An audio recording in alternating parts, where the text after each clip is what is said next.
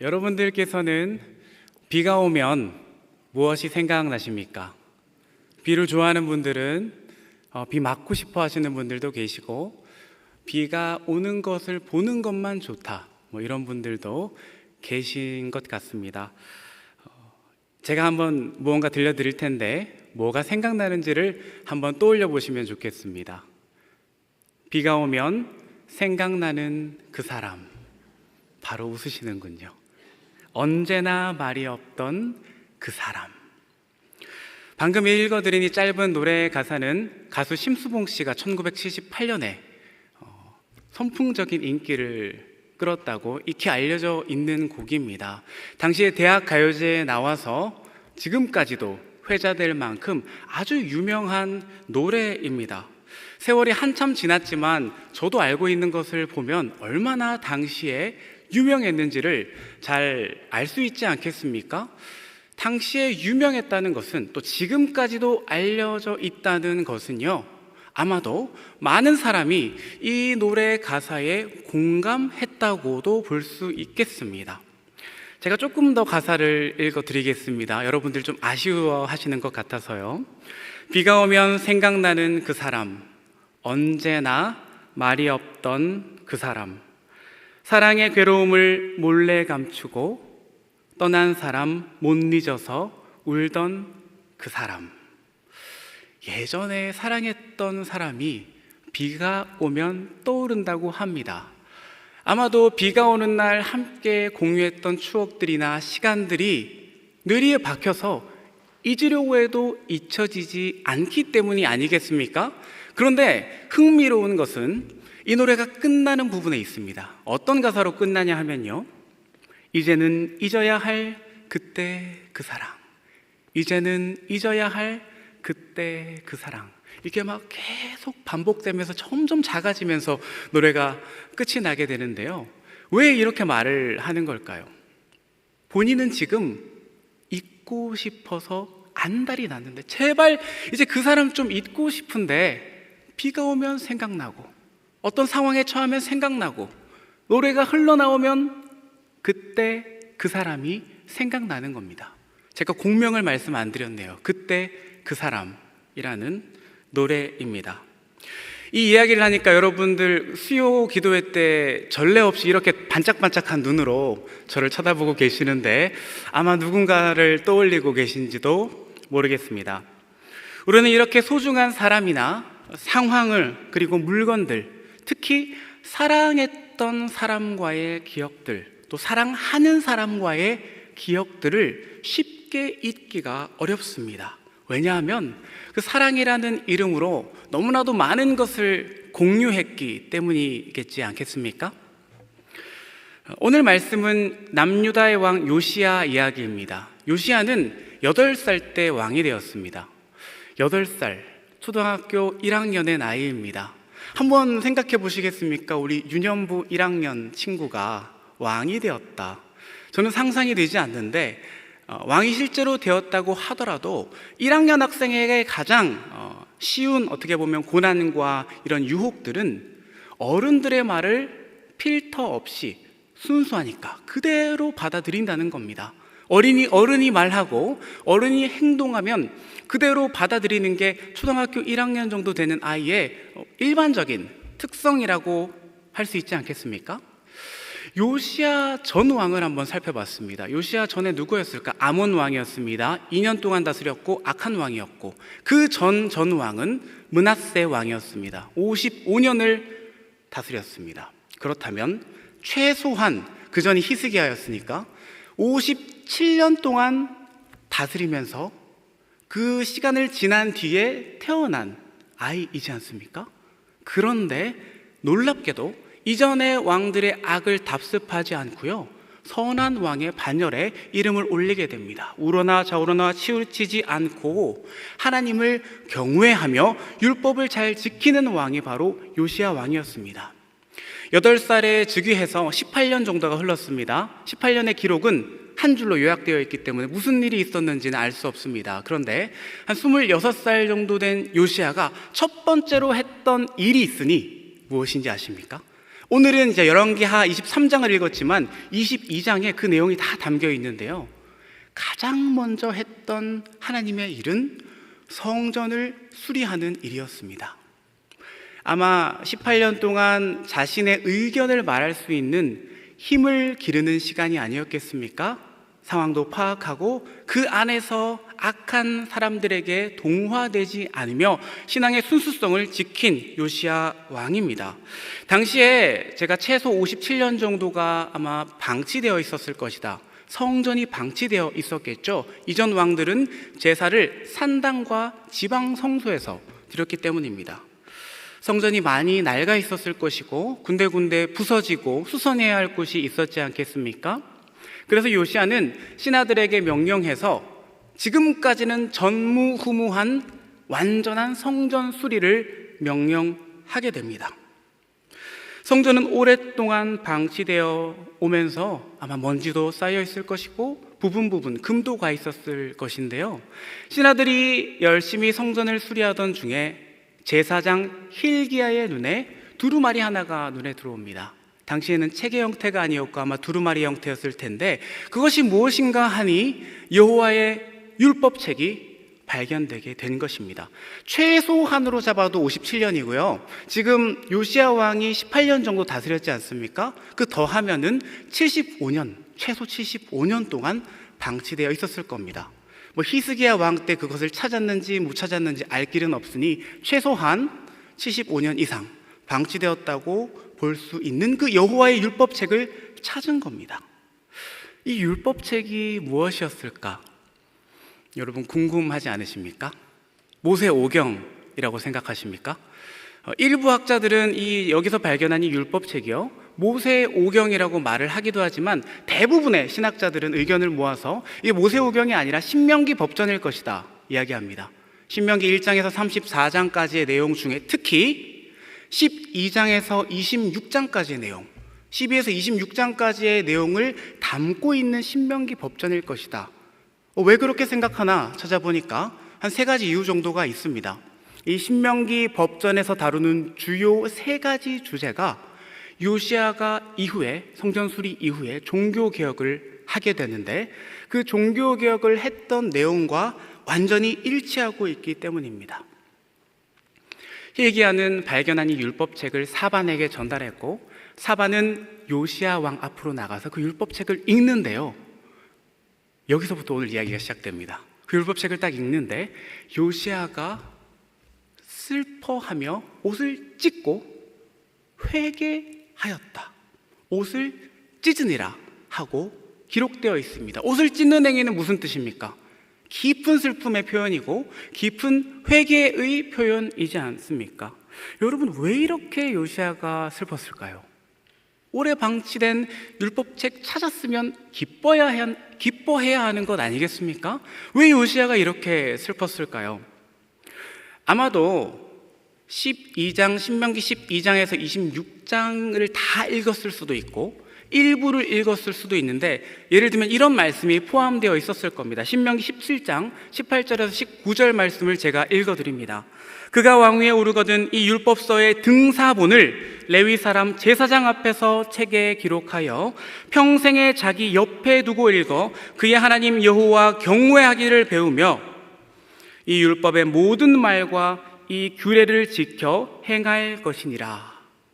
왕이 즉위하면 가장 먼저 해야 될 일이 등사본 기록하는 일이었습니다. 율법책, 크게 보면 모세오경이고 신명기 법전이 될 수도 있겠죠.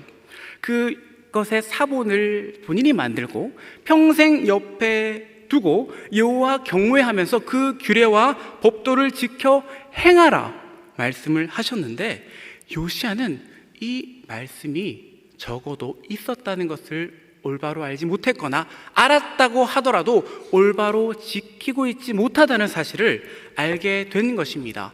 요시야가 이 당시에 율법을 알았겠습니까? 몰랐겠습니까? 율법을 알았습니다. 그렇기 때문에 왕이 되자마자 18년이 흐른 뒤에 성전 수리를 말했겠지 않겠습니까? 하나님을 경외했으니 하나님께 예배드리는 제사드리는 그 성전을 회복하려 했지 않겠습니까? 아마도 율법으로 전승되어 오는 조각조각의 이런 두루마리들이나 또는 구전을 통해서 하나님이 어떤 분인지 요시야는 잘 알고 있었습니다. 그럼에도 불구하고 가장 중요한 예루살렘 성전이죠, 솔로몬이 지었던 그 중앙성소에 율법책이 사라진 사실을 몰랐던 것입니다. 하나님께서 주셨던 그때 그 말씀이 사라졌는데 그 사실을 최소한 75년 동안 아무도 몰랐고 왕인 자신도 인식조차 하지 못하고 있었다는 슬픈 사실입니다. 요시야는 이미 율법을 알고 있었지만 그것의 가치를 잊고 살았다는 것에 충격을 받은 것입니다. 그때 그 말씀, 아마도 누군가 그 말씀을 어린 나이 때부터 들려주지 않았겠습니까? 그때 그 말씀, 내가 부서진 성전에 갈 때마다, 그곳에서 제사 드릴 때마다 요시야는 몰랐죠. 26살이 될 때까지는 몰랐습니다. 그럼에도 불구하고 그 성전에는 하나님의 율법책이 함께 하고 계시다는 사실이었죠. 얼마나 놀랬겠습니까? 내가 제사 드리던 그 자리에 몰랐는데 하나님 말씀이 함께 하고 계셨구나, 그것을 알았던 것입니다.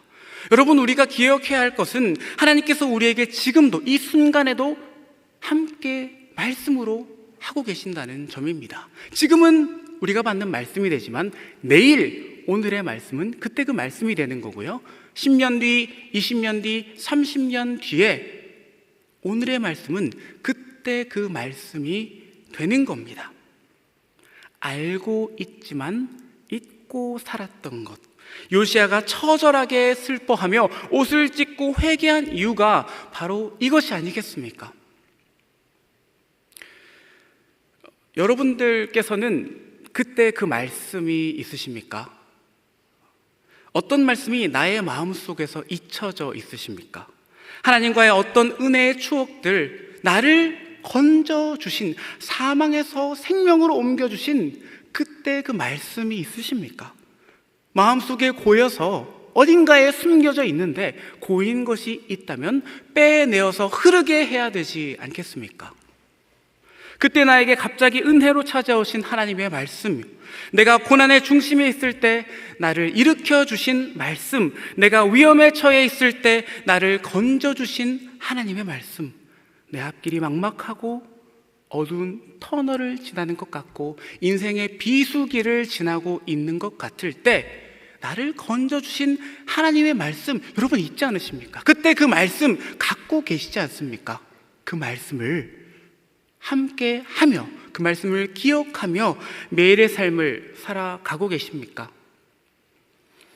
앞서 그때 그 사람이라는 노래를 함께 살펴보았습니다. 사랑하는 사람을 완전히 잊었다가 비가 오면 생각난다고 합니다. 사랑이 과거에 이 사랑했던 사람을 잊는 것은 이토록 어려운데 비만 오면 생각나고 노래만 들으면 생각나고 특정 상황이 되면 생각나서 지울 수가 없는데 왜 하나님의 말씀은 지워지지, 우리 마음 가운데에 잊혀져서 생각나지 않는 것입니까? 야속하게도 왜 이리도 하나님의 말씀은 쉽게 잊혀지는 것입니까? 잊혀졌던 그때 그 말씀을 찾은 요시야 왕은 어떻게 행동했습니까? 가장 먼저 옷을 찢었더라, 슬퍼하며 회개의 자리로 나아갔고요, 회개를 고백과 기도에서 끝내지 않았습니다. 그 즉시 모든 이스라엘 장로들과 백성들을 소집합니다. 그리고 열왕기하 23장 3절 말씀, 오늘 읽었던 그 말씀을 선포합니다. 열왕기하 23장 3절 말씀입니다. 왕이 단 위에 서서 여호와 앞에서 언약을 세우되 마음을 다하고 뜻을 다하여 여호와께 순종하고 그의 계명과 법도와 율례를 지켜 이 책에 기록된 이 언약의 말씀을 이루게 하리라 하매 백성이 다 그 언약을 따르기로 하니라.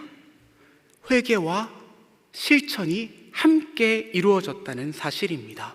이 말씀이 선포된 직후 요시야는 무서울 정도로 전대에 없었던 개혁을 일구어내는데요, 먼저는 중앙 성소를 회복합니다. 신명기 12장을 보시면 예루살렘 성전에서 예배를 드리라고 했는데, 제사를 드리라고 했는데 당시에 산당과 지방 성소에서 예배를 드렸죠. 그리고 산당과 지방 성소를 없앱니다.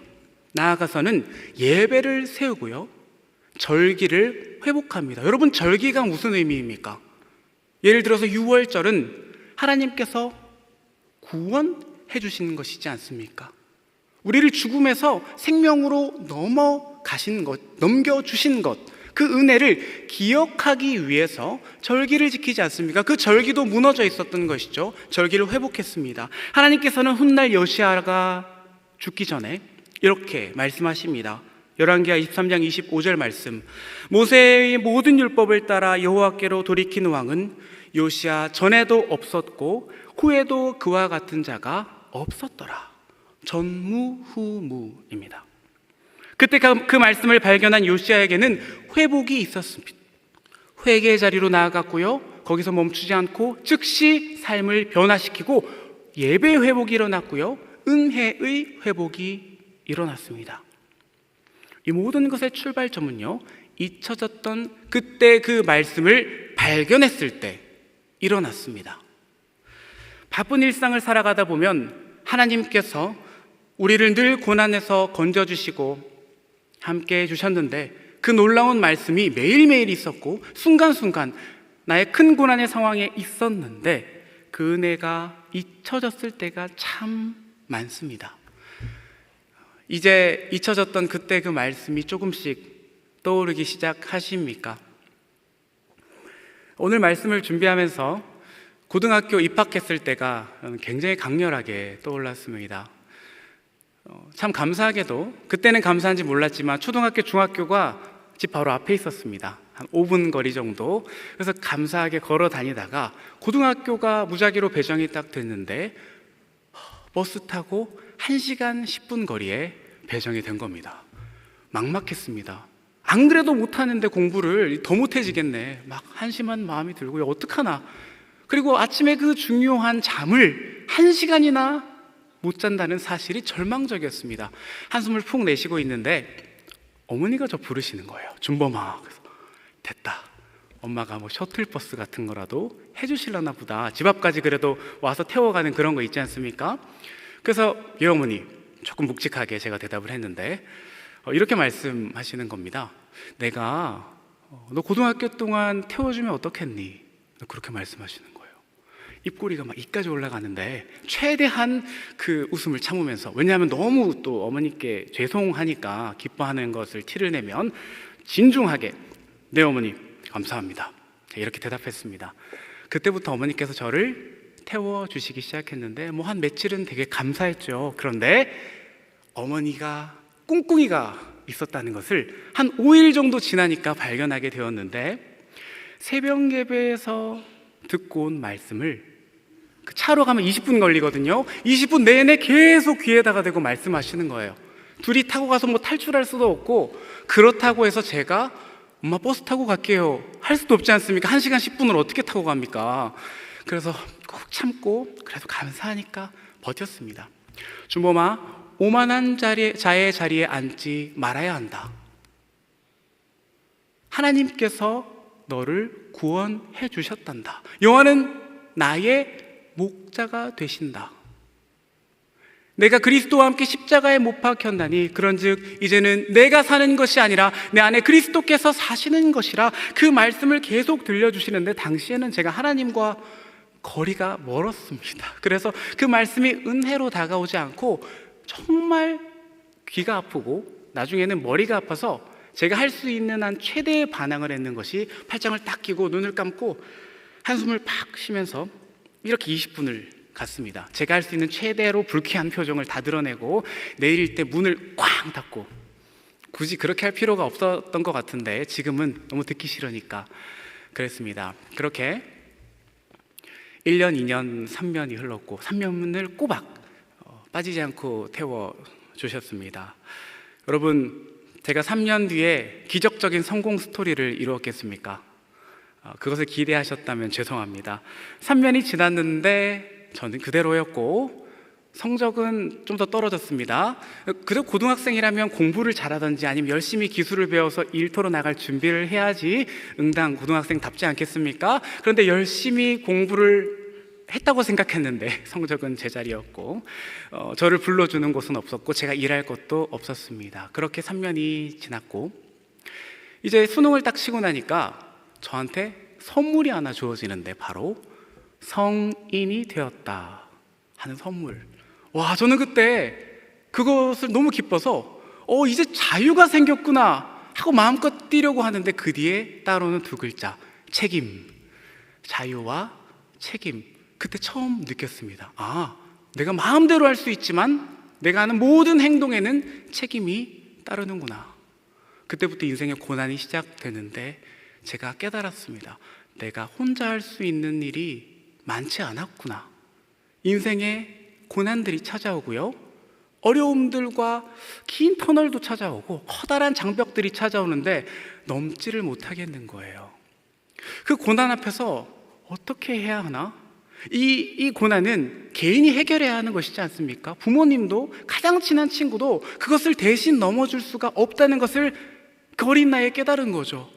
어떡하나. 그런데 불현듯 제 마음 가운데 떠오른 것이 있었으니 바로 그때 그 말씀이었어요. 눈 감고 귀 닫고 아무것도 안 했는데 3년 동안 기억 하나도 안 났다고 생각했는데, 제가 사람들과 함께 할 때 오만한 자와 함께 하지 말라. 제가 큰 고난의 벽 앞에 섰을 때 내 안에 사는 이는 내가 아니라 그리스도이시구나. 내가 그리스도와 함께 십자가에 못 박혔는데 내가 무엇을 못하겠는가? 하나님 말씀은 주야로 묵상하라. 두려워하지 말라. 제가 어떻게 이 말씀을 외우고 있겠습니까? 그때 그 말씀 귀담아 듣지 않았고 아무런 의미가 없어 보이던 그때 그 말씀이 뿌려졌고, 당시에는 제 마음이 돌밭이었고 가시떨기였고 길가였지만 하나님께서 그 가시떨기와 돌밭을 걷어내 주시고 그곳을 기경하여 주사 좋은 땅으로 만들어 주셨을 때 그곳에서 말라 비틀어져 가고 있던 말씀의 씨앗이요 싹트기 시작했던 것입니다. 그때 그 말씀, 결정적인 삶의 어려움 앞에서요, 의리의리하고 멋진 격언들이나 철학책의 말이 떠오르는 것이 아니었습니다. 그냥 하나님의 말씀이 있는 그대로 떠올랐고 저를 죽지 않고 살게 해주시는 삶의 원동력이 되었습니다. 내가 죽지 않고 살아서 여호와께서 하시는 일을 선포하리로다. 하나님께서 말씀하셨지 않습니까? 우리가 살아가는 이유가 무엇입니까? 죽지 않고 하나님 살려주신 이유는 살아서 하나님의 말씀 선포하라고, 그때 그 말씀 은혜 받았다면 그때 그 말씀 전하라고 우리를 부르시는 것이지 않겠습니까? 어디 그뿐이겠습니까? 제 삶을 관통해 오며 지금까지 인도해 오신 하나님의 말씀 너무나도 많습니다. 여호와 이레의 하나님, 죽음의 목전에서 이삭을 건져주시는 것처럼 여호와 라파의 하나님 치료해 주셨고, 여호와 니시의 하나님이 승리의 자리로 인도하여 주셨습니다. 수많은 은혜의 터널을 거쳐서 지금에 이르렀습니다. 우리 모두에게 하나님께서는 말씀을 통해 찾아오셨습니다. 사람, 상황 잘 생각해 보시면 그 사람을 통한 말씀입니다. 그 사람의 행동을 통한, 삶을 통한 말씀입니다. 그때 그 말씀 누구에게나 있습니다.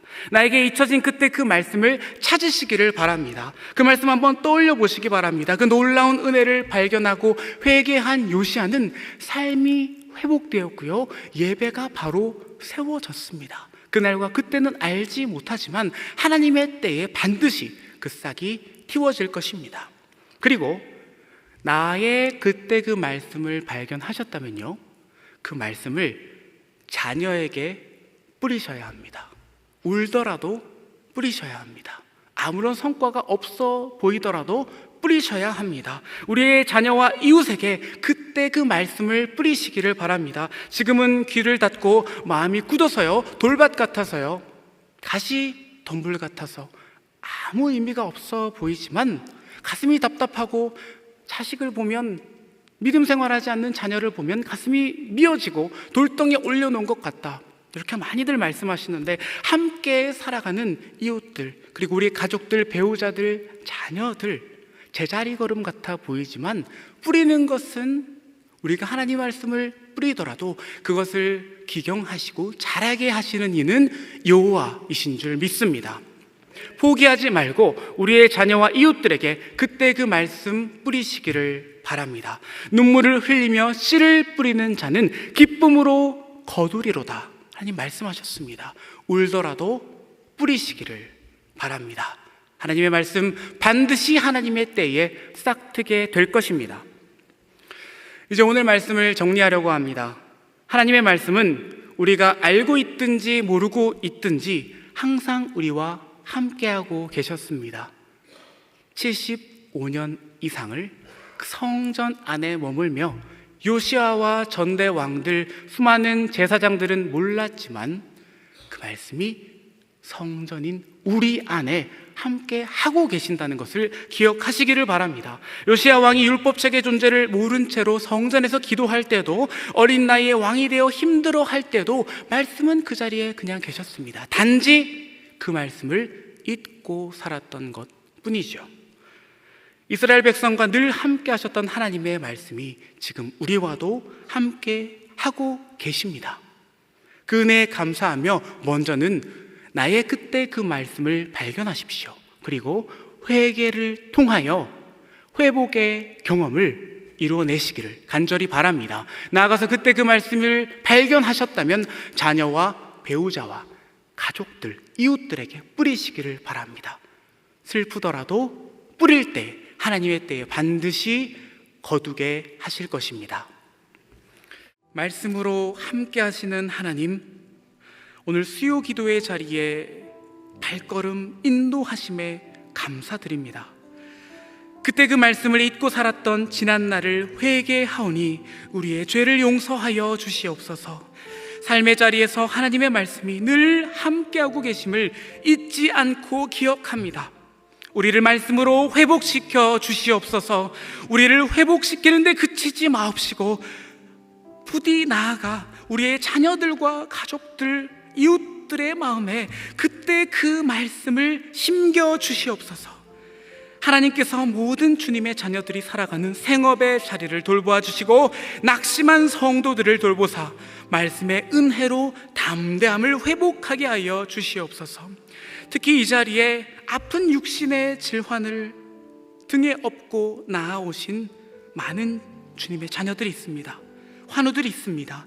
하나님께서 그들의 삶의 자리를 돌보아 주시고 속히 회복되게 하여 주시옵소서. 모든 상황 속에서 주님의 몸된 교회를 위해 기도하게 하시고 교회가 말씀 위에 굳건히 서게 하여 주시옵소서. 삶의 여정은 늘 고난에 둘러싸여 있지만 하나님의 말씀이 함께 하시기에 말씀의 능력으로 매일을 살아가게 하실 줄 믿사오며 지금은 우리 주 예수 그리스도의 은혜와 하나님 아버지의 사랑과 성령님의 교통하심이 그때 그 말씀을 회복하고 또 울며 뿌리기를 결단하는 모든 주님의 자녀들 머리 위에 지금으로부터 영원까지 함께 하시기를 간절히 축원하옵나이다. 아멘.